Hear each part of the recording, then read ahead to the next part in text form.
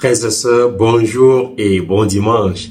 Bienvenue à ce nouveau rendez-vous de lumière et joie. Aujourd'hui, dimanche 31 août 2025, nous célébrons le 22e dimanche du temps ordinaire de l'année liturgique C. Saint Jean-Marie Vianney disait « L'humilité est aux vertus ce que la chaîne est au chapelet. Ôtez l'humilité et toutes les vertus disparaissent. » L'humilité est le chemin qui nous conduit vers la gloire. L'humilité est la plus grande sagesse car elle est la voie par laquelle on parvient à la véritable sagesse. L'humilité conduit à la sagesse. Nous pouvons le lire dans le livre des Proverbes au chapitre 11 verset 2. Le sage dit, quand vient l'orgueil, vient aussi l'ignominie. Mais la sagesse est avec les humbles. Elle est la source de toute tranquillité, de toute paix, nous dit Saint Jean Bosco. Frères et sœurs, en ce dimanche, la parole de Dieu nous invite à méditer profondément sur l'humilité. C'est le chemin de la grandeur. Voulez-vous vous élever? Commencez par vous abaisser. Vous avez le projet de construire un édifice qui se lève très haut. Songez d'abord au fondement de l'humilité, nous dit Saint Augustin. Frères et sœurs, j'aimerais méditer avec vous sur 3 points. D'abord, l'humilité comme le chemin qui nous mène vers Dieu. Deuxièmement, Jésus, exemple d'humilité. Et enfin, l'humilité comme le fondement de la charité et de la compassion. Commençons par le premier point. L'humilité, le chemin qui mène vers Dieu. Les chemins du Seigneur sont insondables. Dieu nous indique toujours des chemins pleins de paradoxes. Et un de ces chemins, c'est le chemin qui nous conduit à la gloire, en passant par l'humilité. Et Jésus nous rappelle ce dimanche dans l'Évangile, en effet, quiconque s'élève sera abaissé, qui s'abaisse sera élevé. Dieu avait dit à Moïse au Sinaï d'enlever ses sandales, le réduisant ainsi à une condition d'esclave, car les esclaves ne portaient pas de sandales. Moïse, par ce geste, s'humilie devant le Seigneur et entreprendra le chemin qui le conduira à connaître Yahvé, le Dieu unique, le Dieu vrai. Il rencontrera le Seigneur face à face à cause de son humilité. Saint Benoît dit, le premier degré de l'humilité est d'avoir sans cesse devant les yeux la crainte de Dieu. Moïse est témoin de cette crainte de Dieu, de cette humilité. L'humilité nous conduit à Dieu et nous rend participants de sa gloire. La scène du lavement des pieds est l'un des plus puissants témoignages d'humilité dans les évangiles. Jésus, Maître et Seigneur, se penche pour laver les pieds de ses disciples, un acte réservé aux serviteurs. Il leur dit, si donc moi, le Seigneur et le Maître, je vous ai lavé les pieds, vous devez aussi vous laver les pieds les uns les autres. Ce geste de Jésus renverse les hiérarchies humaines et montre que la grandeur se trouve dans l'humilité et dans le service. Dans la mythologie grecque, Dédale et son fils Icare sont emprisonnés dans le labyrinthe en Crète. Dédale, un inventeur de génie, fabrique des ailes faites de plumes et de cire pour s'échapper par les airs. Il met en garde Icare, son fils, en lui disant « Ne vole ni trop bas, l'humidité de la mer alourdirait les ailes, ni trop haut, car la chaleur du soleil ferait fondre la cire. » Emporté par l'ivresse du vol et l'orgueil de défier les lois naturelles, Icare, grisé par son pouvoir nouveau, ignore l'avertissement de son père. Il monte toujours plus haut vers le soleil pour éprouver une liberté absolue. Les conséquences sont graves. La chaleur du soleil fait fondre la cire qui maintenait ses ailes. Les plumes disparaissent et Icare chute dans la mer où il se noie. Frères et sœurs, nous lisons dans Proverbes au chapitre 29, verset 3. L'orgueil d'un homme l'abaissera, mais celui qui est humble d'esprit obtiendra la gloire. Deuxièmement, Jésus, exemple d'humilité. Lors de la dernière scène, comme je l'ai évoqué tout à l'heure, Jésus s'était levé de table. Il avait lavé les pieds de ses disciples. Il a accompagné ce geste par ces mots. Jean nous dit, quand il leur eut lavé les pieds, il reprit son vêtement, se remit à table et leur dit, « Comprenez-vous ce que je viens de faire pour vous? Vous m'appelez Maître et Seigneur, et vous avez raison, car vraiment je le suis. Si donc, moi le Maître et le Seigneur, je vous ai lavé les pieds, vous aussi vous devez laver les pieds, vous lavez les pieds les uns les autres. » C'est un exemple que je vous ai donné afin que vous fassiez vous aussi comme j'ai fait pour vous.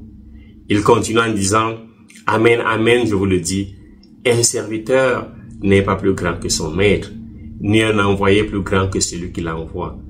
Sachant cela, heureux êtes-vous si vous le faites. » Jean chapitre 13, verset 12 à 17. Jésus va plus loin. Il va porter sa croix et mourir sur la croix.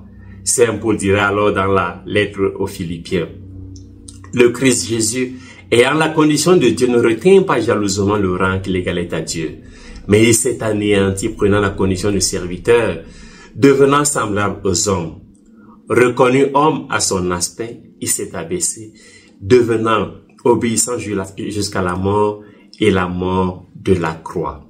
C'est pourquoi Dieu l'a exalté, il l'a doté du nom qui est au-dessus de tout nom, afin qu'au nom de Jésus, tout genou fléchisse au ciel, sur terre et aux enfers, et que toute langue proclame Jésus-Christ est Seigneur à la gloire de Dieu le Père. Frères et sœurs, le pape François disait, il n'y a pas d'humilité sans acceptation des humiliations. La croix est la plus grande preuve d'humilité, mais aussi la plus grande humiliation.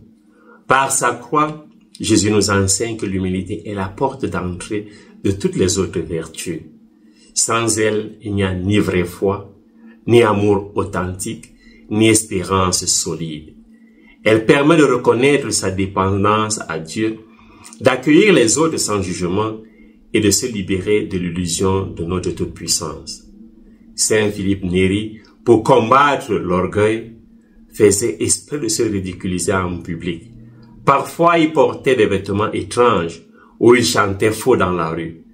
Il utilisait l'humour comme arme spirituelle contre la vanité. Le père abbé Pambo, un père du désert, aimait répéter « Si tu veux être sauvé, sois comme un cadavre. Ne réponds pas aux injures, ne te venge pas, ne juge pas. » Frères et sœurs, de la crèche jusqu'à la croix, Jésus incarne une humilité radicale, refusant le pouvoir terrestre pour accomplir la volonté du Père. Oui, Jésus refuse ce pouvoir terrestre parce qu'il veut accomplir la volonté du Père. Il veut rester humble. Celui qui veut devenir lumière doit accepter d'être réduit en cendres. C'est cette sagesse populaire que l'exemple de Jésus nous donne aujourd'hui. Celui qui veut devenir lumière doit accepter d'être réduit en cendres. L'humilité est cette cendre.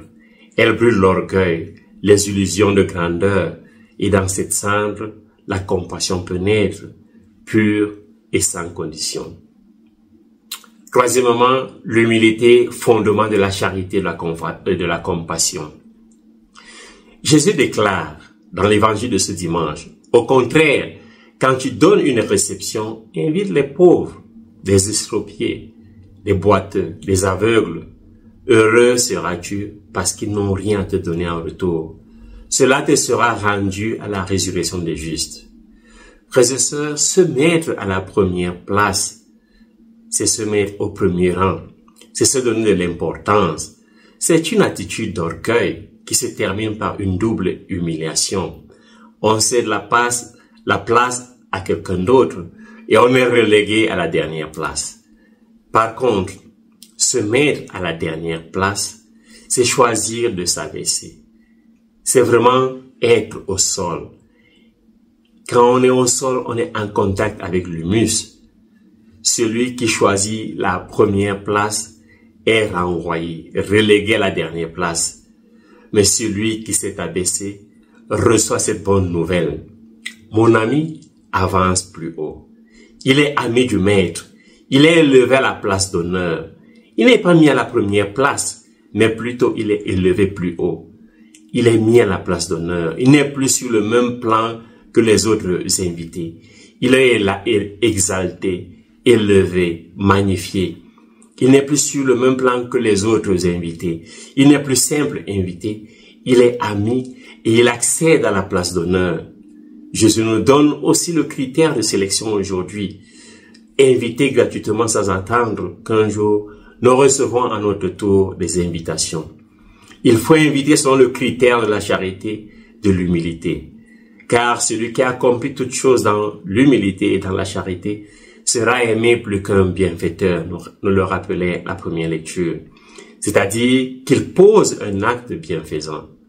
Par ailleurs, Jésus nous indique également comment nous devons être pour participer aux noces du Fils de Dieu. Nous devons être comme des estropiés, comme des disgraciés, comme des boiteux, comme des aveugles, comme des enfants de la rue, bref, comme des pauvres. Et la pauvreté, c'est d'abord le cœur humble, le cœur qui se laisse remplir par la présence de l'autre. Être humble, c'est savoir qu'on est toujours perfectible, qu'on a encore besoin de progresser, qu'on a besoin des autres. À travers la charité et l'humilité, frères et sœurs, nous anticipons le monde futur dans notre aujourd'hui, dans notre présent. L'humilité nous permet de nous tourner vers les autres et être attentifs à leur bien-être, alors que la charité nous permet de réaliser ce bien-être. Le disciple de Jésus est le médiateur du bien-être, du bonheur de chaque homme, de chaque femme. Il nous faut inscrire nos noms dans le ciel. Et c'est à travers l'humilité, à travers la charité, à travers la compassion, inspirée par l'exemple du Christ, que nous y parviendrons. L'humilité et la charité sont des qualités de ceux qui espèrent en la résurrection. Par elles, le disciple de Jésus anticipe déjà la vie à venir. Un jour, un prisonnier politique roumain, enfermé pendant des années, racontait qu'un gardien lui apporta un morceau de pain en cachette. Ce geste simple, fait sans attendre de reconnaissance, fut pour lui une révélation. Il disait, ce pain m'a appris l'humilité, et il m'a appris que l'humilité est le terreau de la compassion. Le gardien n'a pas cherché à être vu comme une personne bonne. Il est resté humble et discret, et a simplement agi avec humanité. C'est là que la compassion devient réelle. C'est là que la compassion devient visible. Mais sans cette humilité, il n'y a pas de compassion, il n'y a pas de charité. Frères et sœurs, l'humilité chrétienne est la vertu qui remet toute chose à sa juste place. Dieu comme Dieu, l'homme comme créature aimée de Dieu, et le prochain comme un frère à servir et à aimer. La chute dans la vie est proportionnelle à la hauteur. Plus l'orgueil est grand, plus l'édifice construit est impressionnant, plus la chute et l'effondrement est visible et frappant, plus les conséquences sont graves. L'absence d'humilité, qui est la conscience de nos limites, de notre place dans un ordre plus grand, et du respect dû aux autres lois naturelles, oui, frères et sœurs, l'absence d'humilité est presque toujours le prélude à une chute aussi spectaculaire que destructrice. L'humilité est une vertu qui n'abaisse pas, mais qui élève en nous connectant à notre humanité commune et à notre juste place dans le monde, mais surtout en nous rendant participants de la gloire de Dieu.